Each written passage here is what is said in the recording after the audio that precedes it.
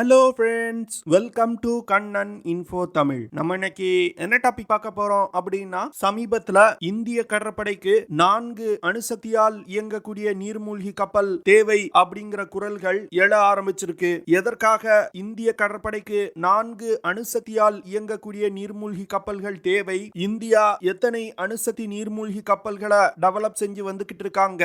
அந்த நீர்மூழ்கி கப்பல்களோட செயல்திறன் என்ன? வரும் காலத்துல இந்திய கடற்படை எத்தனை அணுசக்தி நீர்மூழ்கி கப்பல்கள் பயன்பாட்டுல இருக்கும் அப்படிங்கிறது குறித்து நம்ம டீடைலா இந்த வீடியோல பார்க்கலாம். நம்ம சேனல்ல டிஃபென்ஸ் ரிலேட்டடா தினம் ஒரு வீடியோ பப்ளிஷ் பண்ணிட்டு இருக்கோம். உங்களுக்கு டிஃபென்ஸ் ரிலேட்டடான செய்திகளை உடனுக்குடன் தெரிஞ்சுக்கிடணும்னா நம்ம சேனலை சப்ஸ்கிரைப் பண்ணி சப்போர்ட் பண்ணுங்க. நீங்க பண்ற ஒவ்வொரு சப்ஸ்கிரிப்ஷனும் எனக்கு அடுத்த வீடியோஸ் போடுறதுக்கு ஒரு மோட்டிவேஷனா இருக்கும். டெல்லியை தலைமையிடமாக கொண்டு இயங்கக்கூடிய centre for air power study அப்படிங்கிற நிறுவனத்துல அனுபவ் சங்கர் கோஸ்வாமி அப்படிங்கிற டிஃபென்ஸ் எக்ஸ்பர்ட் பணியாற்றாரு. அவர் சமீபத்துல ஒரு ரிப்போர்ட்டை பப்ளிஷ் பண்ணியிருந்தாரு. அந்த ரிப்போர்ட்ல இந்தியாவிற்கு அணுசக்தியால் இயங்கக்கூடிய 4 நீர்மூழ்கி கப்பல்கள் தேவை அப்படின்னு அவர் குறிப்பிட்டிருந்தாரு. இதற்கு அவர் என்ன காரணம் சொல்றாருன்னா, இந்தியாவை சுற்றியுள்ள எதிரி நாடுகளான சீனா மற்றும் பாகிஸ்தான் தொடர்ந்து தங்களுடைய அணு ஆயுதங்களை அதிகப்படுத்தி வர்றாங்க. அது மட்டும் இல்லாம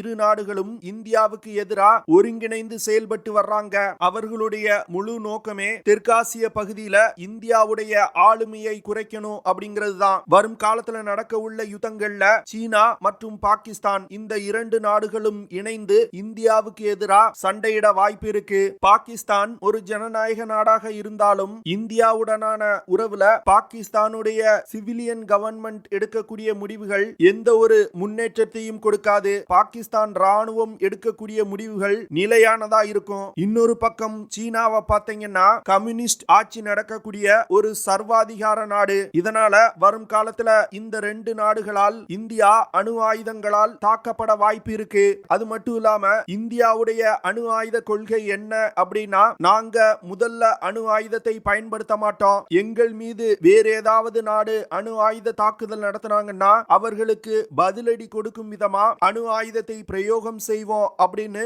இந்தியா சொல்லியிருக்காங்க. இந்த நிலையில இந்தியாவிற்கு ஒரு செகண்ட் நியூக்ளியர் ஸ்ட்ரைக் கேப்பபிலிட்டி மிகவும் ஒரு முக்கியமான விஷயமாகுது.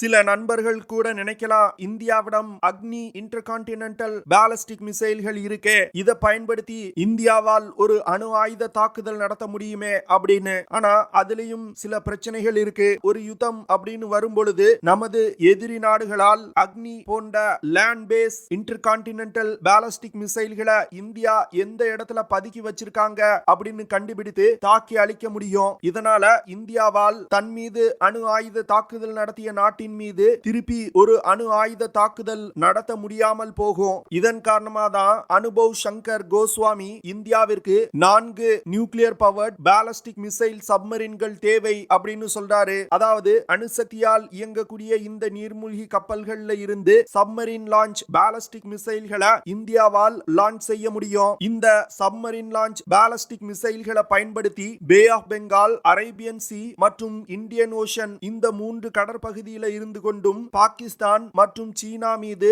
இந்தியாவால் ஒரு அணு ஆயுத தாக்குதல் நடத்த முடியும். அது மட்டும் இல்லாம இந்த அணுசக்தி நீர்மூழ்கி கப்பல்கள்னால கடலுக்கு அடியில் பல மாதங்கள் பதுங்கி இருக்க முடியும். இந்த கப்பல்களை சேட்டலைட் உதவியுடன் கண்டுபிடிப்பது மிகவும் கடினமானது. அதனால யுத்த நேரத்துல இந்த சப்மரீன்களை எதிரிகளால் கண்டுபிடித்து தாக்கி அழிக்க முடியாது. இந்த சூழ்நிலையில இந்தியா மீது பாகிஸ்தான் மற்றும் சீனா ஒரு அணு ஆயுத தாக்குதல் நடத்தினாங்கன்னா இந்தியா இந்த அணுசக்தி நீர்மூழ்கி கப்பல்கள்ல இருந்து சப்மரீன் லான்ச் பாலிஸ்டிக் மிசைல்களை லான்ச் செய்து தாக்குதல் நடத்த முடியும். இந்திய அரசாங்கம் ஏடிவி அப்படின்னு சொல்லக்கூடிய அட்வான்ஸ் டெக்னிக்கல் வெசல் ப்ராஜெக்ட் அப்படிங்கிற திட்டத்தின் கீழ் 4 நியூக்ளியர் பவர்ட் பாலிஸ்டிக் மிசைல் சப்மரீன்களை டெவலப் செய்து வந்துகிட்டு இருக்காங்க.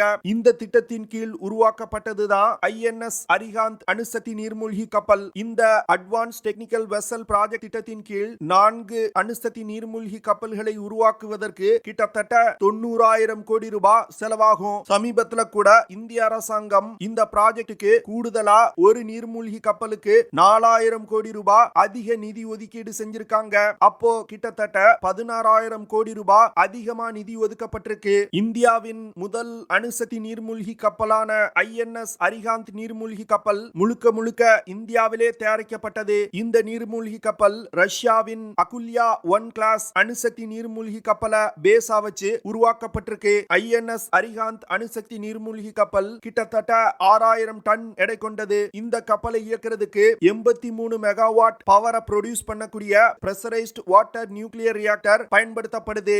INS அரிகாந்த் நீர்மூழ்கி கப்பல்னால நீருக்கு அடியில் மூழ்கிய நிலையில் 44 கிலோமீட்டர் பெர் ஹார் வேகத்துல பயணிக்க முடியும். அதுவே கடலோட மேற்பரப்பில் பயணிக்கும் பொழுது 28 கிலோமீட்டர் பெர் ஹார் வேகத்துல பயணிக்க முடியும். INS அரிகாந்த் நீர்மூழ்கி கப்பல்ல K family of submarine launch ballistic மிசைல்கள் இணைக்கப்பட்டிருக்கு. இந்தியா இந்த K ஃபேமிலி ஆஃப் மிசைல்ஸ்ல தற்போது K-15 மற்றும் K-4 அப்படிங்கிற 2 சப்மரீன் லான்ச் பாலிஸ்டிக் மிசைல வெற்றிகரமா டெவலப் செய்து அரிகாந்த் நீர்மூழ்கி கப்பல்ல இணைச்சிருக்காங்க. K-15 சப்மரீன் லான்ச் பாலிஸ்டிக் மிசைல்னால 750 கிலோமீட்டர் தூரத்துல உள்ள இலக்குகள் மீது அணு ஆயுத தாக்குதல் நடத்த முடியும். அதுவே K-4 சப்மரீன் லான்ச் பாலிஸ்டிக் மிசைல்னால 3500 கிலோமீட்டர் தூரத்துல உள்ள இலக்குகள் மீது அணு ஆயுத தாக்குதல் நடத்த முடியும். சமீபத்துல அக்டோபர் 2022ல இந்தியா INS அரிகாந்த் நீர்மூழ்கி கப்பல்ல இருந்து வெற்றிகரமா சப்மரீன் லான்ச் பாலிஸ்டிக் மிசைல்களை பே ஆஃப் பெங்கால் பகுதியில் லான்ச் செய்து சோதனை நடத்தினாங்க. இந்த சோதனையின் போது K series of submarine launch ballistic மிசைல்கள் இலக்கை மிக துல்லியமா தாக்கியிருக்கு. அரிகாந்த் நீர்மூழ்கி கப்பல்ல இணைக்கப்பட்டிருக்க K-15 மிசைல்களை பயன்படுத்தி பாகிஸ்தானுடைய சில பகுதிகள் மீது அணு ஆயுத தாக்குதல் நடத்த முடியும். அதுவே K-4 மிசைல்களை பயன்படுத்தினா பாகிஸ்தானின் எந்த ஒரு பகுதியின் மீதும் இந்தியாவால் அணு ஆயுத தாக்குதல் நடத்த முடியும். சைனாவை பொறுத்தமட்டில் இந்தியாவின் K-4 மிசைல்களை பயன்படுத்தி சீன தலைநகரத்தின் மீது கூட அணு ஆயுத தாக்குதல் நடத்த முடியும். அட்வான்ஸ் டெக்னிக்கல் வெசல் ப்ராஜெக்ட் திட்டத்தின் கீழ் இந்தியா இரண்டாவதா INS அரிகாட் அப்படிங்கிற ஒரு அணுசக்தி நீர்மூழ்கி கப்பலை டெவலப் செய்து வந்துகிட்டு இருக்காங்க.